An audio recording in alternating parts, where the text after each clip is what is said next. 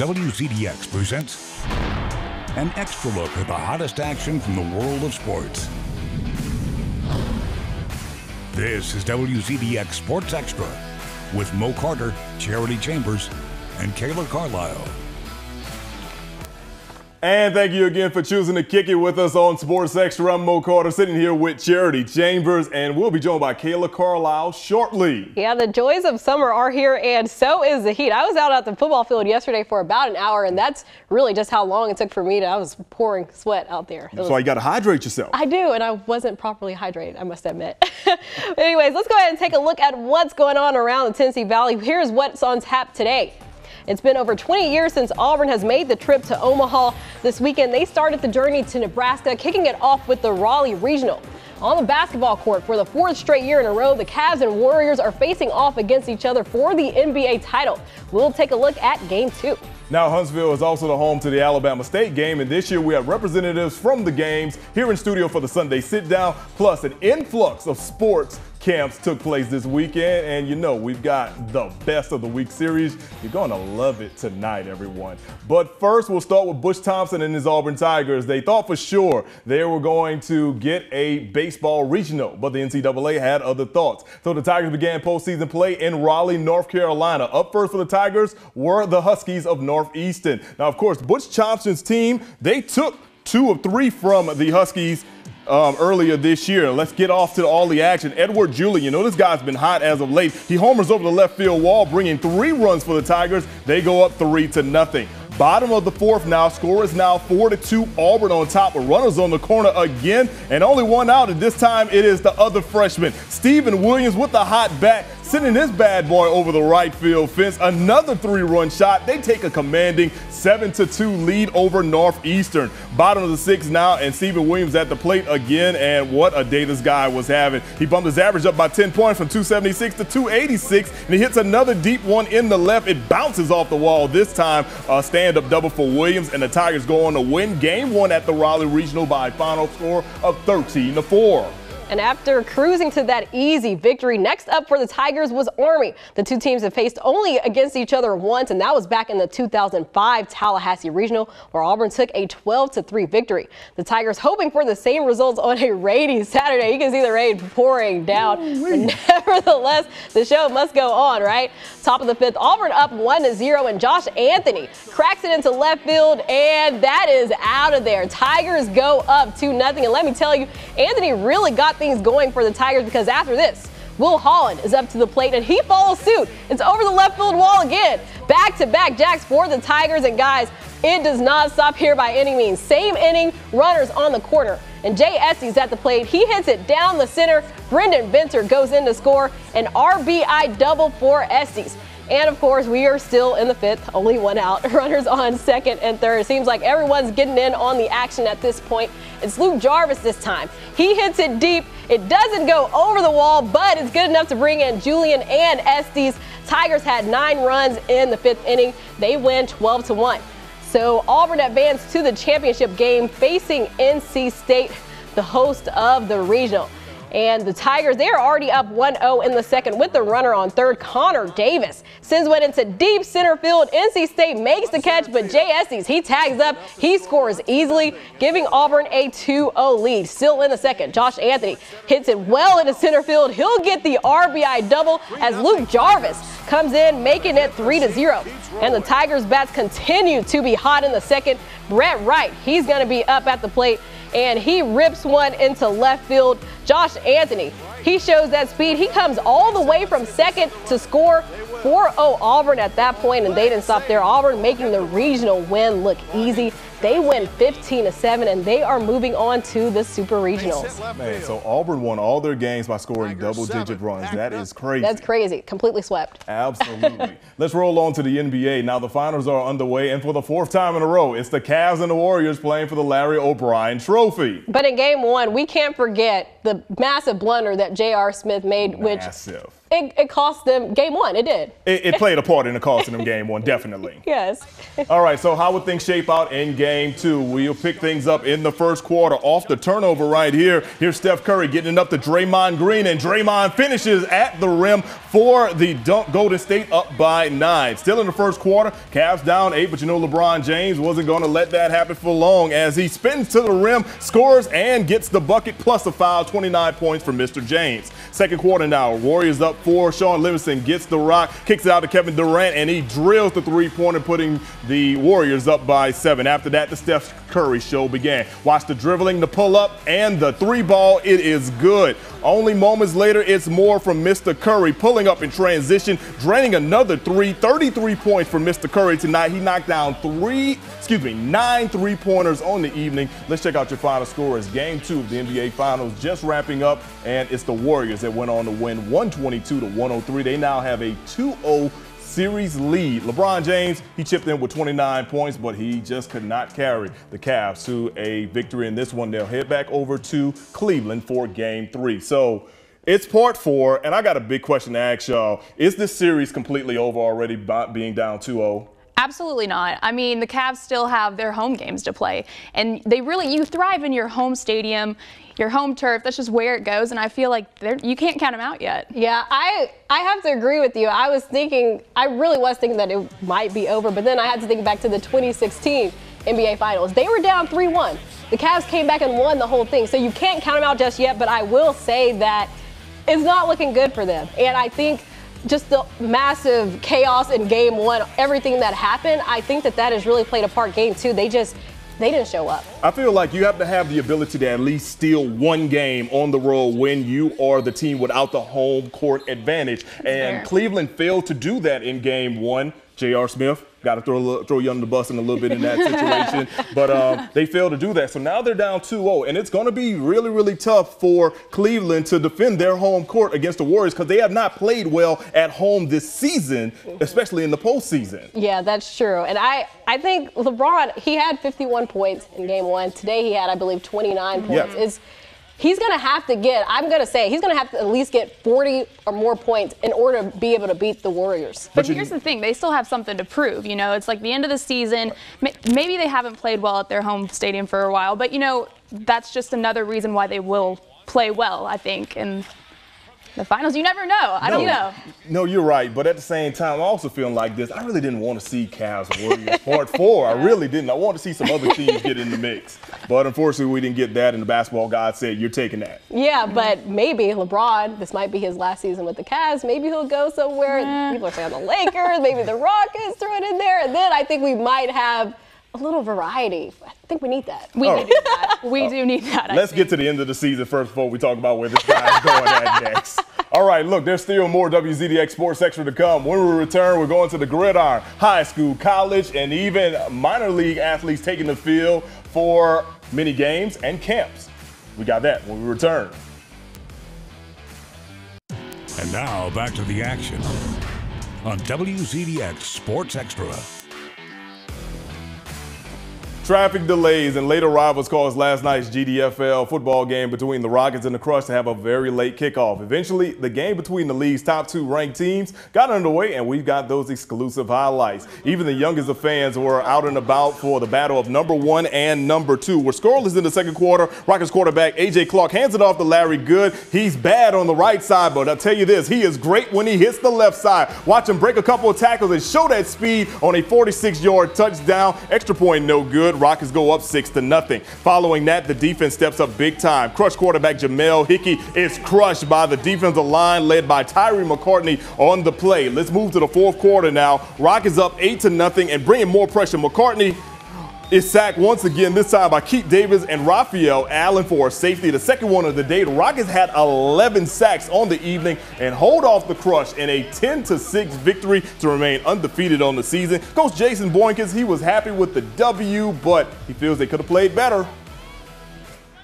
We didn't play well as far as execution-wise, but we got a W. I was glad to see our defensive line play real well tonight, but the biggest thing I'd like to see is our offense just learn how to gel together, even in tough situations. That was a good thing about tonight, just getting that W. Let's stick with football. Several young athletes headed out to Sparkman High School this afternoon for the Tennessee Valley Prep Sports Academy's Unsigned Players Combine. WZDX's Kayla Carlisle got a chance to see some of Huntsville's young talent, and she was also able to say she was able to cover a combine.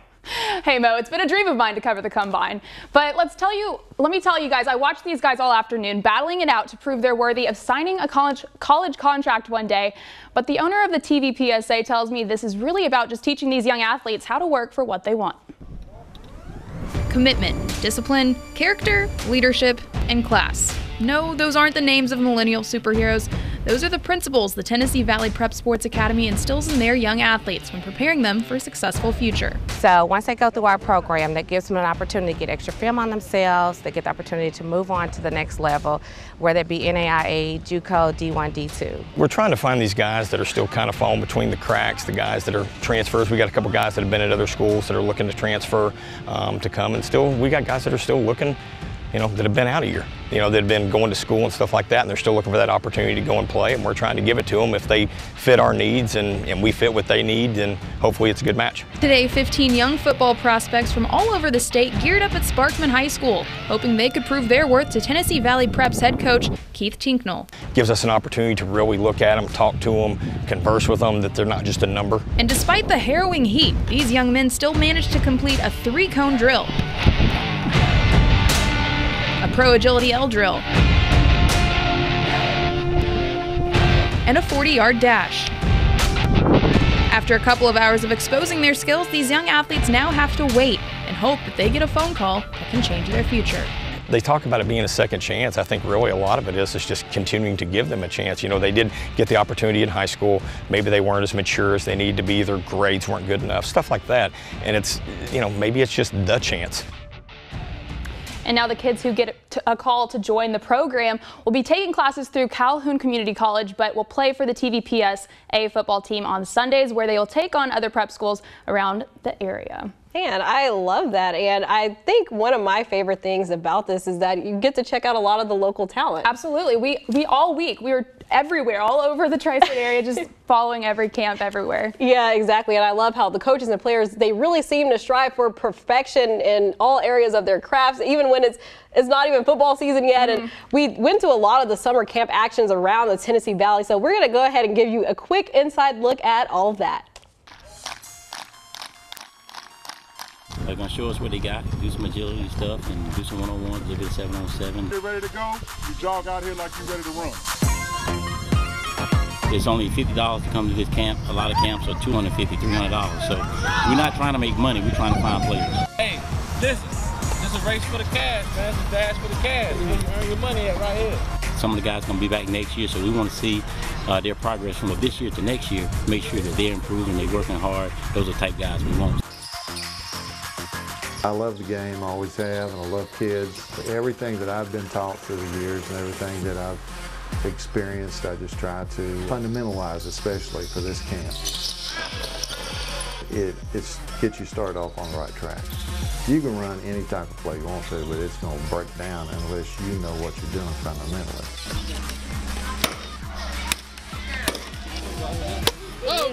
When you see 60+ campers come and be part of our program, it's great. I mean, I was in their shoes one day, so just giving back to them, because I had idols when I grew up too. Just know that I'm an idol in their eyes. It's just amazing.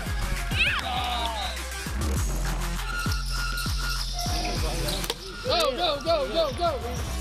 Man, being out there at all the camps, but really football is my favorite sport, so being out there at the football field, it really got me a little more excited about football season. But while we're waiting for football season, NASCAR fans, they have a lot to be excited about this time of year. They definitely do. This week, the stock cars took to the track at Pocono Raceway in Long Pond, Pennsylvania. Martin Truex Jr. took the first stage with an easy lead, but fell into some trouble in the second stage when his pit stop didn't go as planned and forced him to restart outside of the top 10. And meanwhile, Kevin Harvick would take advantage of Truex's delay and take the second phase lead, but Truex was in contention for the remaining 160 laps, and he finally took the lead with 10 laps to go. He would end up taking the win, making it his 17th career win and second victory this year. Now, when we come back, it is time for the Sunday Sit-Down. Mo Carter sits down with representatives from the front office of the Alabama State Games, which is coming to the Rocket City this week. Stay with us. Now back to the action. on WZDX Sports Extra.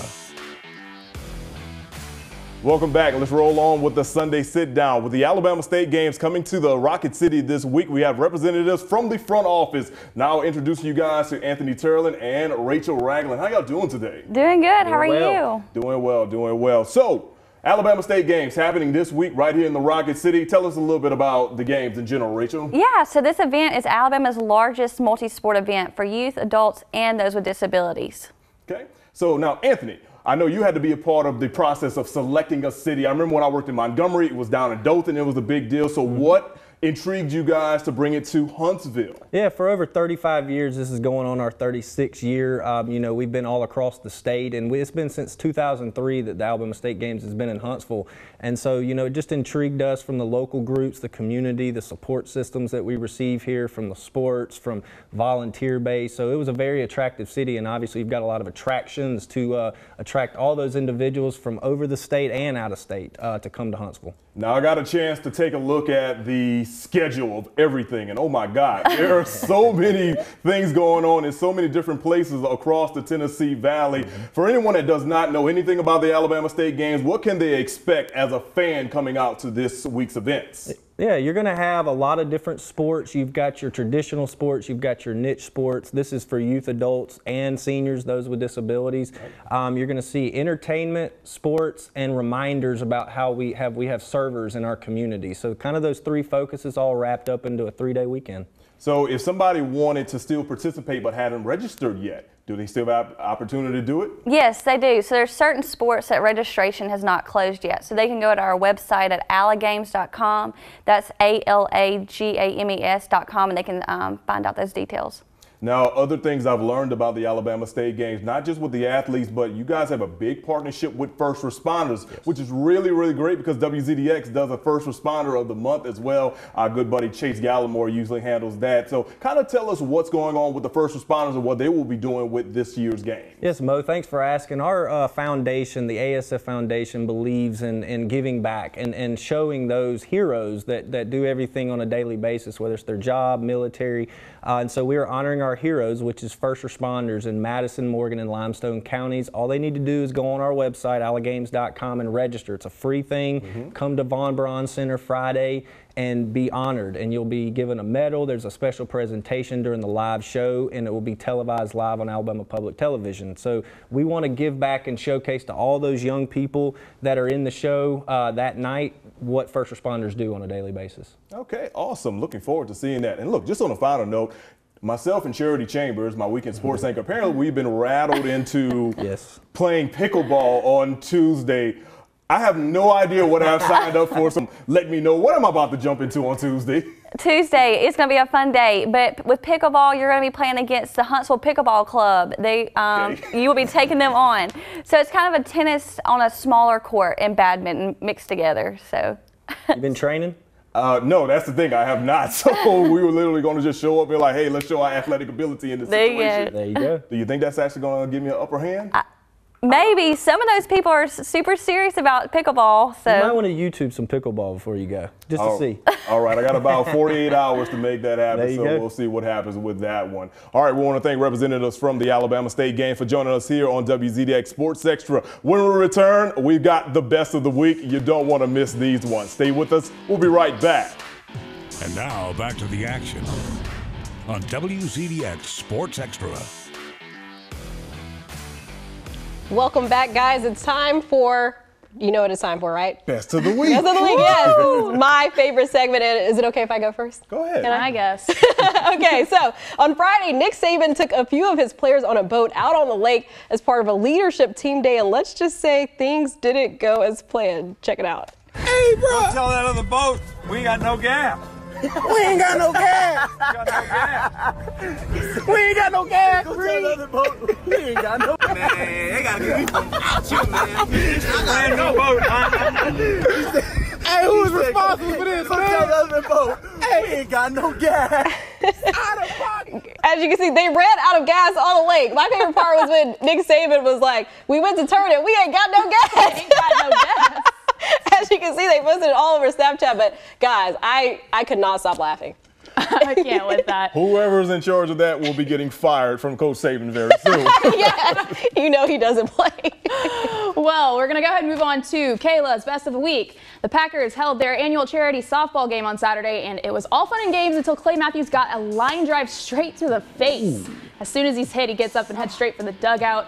Later that night, Matthews tweeted out an update saying he's going to need surgery once the swelling goes down. And honestly, you guys, I think that means he's not okay, because that's a lot of swelling probably. A line drive to the face. What do you do after that? I mean, put some ice on it for sure, and then try to just heal it out from there. I mean, he is a good football player, but who knows? It could keep him out maybe the first couple of weeks of preseason camp. I was going to say, it's probably not really a best of the week, more like a worst of the week for Packers fans. So sorry, guys. All right, the best thing I saw was the goose that was on the loose. At the Tigers-Angels game on Wednesday, a goose landed on the field, and in case you're wondering, it did turn into a wild goose chase. The personnel started to chase the goose, but I guess they forgot that it's a bird and it can fly.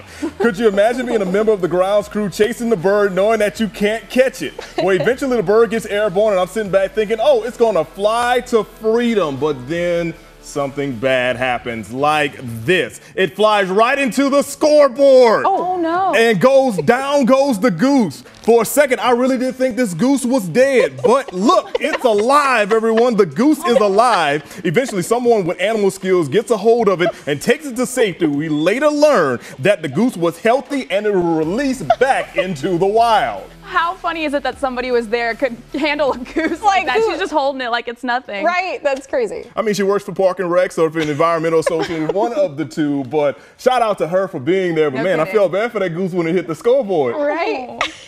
All right, that'll do it for another edition of WZDX Sports Extra. For Kayla Carlisle and Charity Chambers, I'm Mo Carter. Have yourself a great week, and we'll see you next Sunday. Thanks for watching WZDX Sports Extra. Furniture provided by Lazy Boy Furniture Galleries.